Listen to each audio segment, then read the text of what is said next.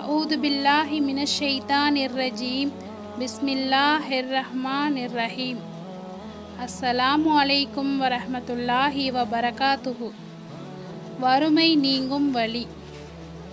On ibn மஸ்ஊதின் ரலியல்லாஹு அன்ஹு கால கால ரசூலுல்லாஹி ஸல்லல்லாஹு அலைஹி வஸல்லம் மன் கரஅ சூரத்துல் வாக்கிஅத்தி ஃபி குல்லி லைலத்தின் லம் துஸிப்ஹு ஃபகாத அபதா வகான இப்னு மஸ்ஊதின் யஅமுரு பனாத்திஹி யக்ரஅனா பிஹா குல்ல லைலத்தி.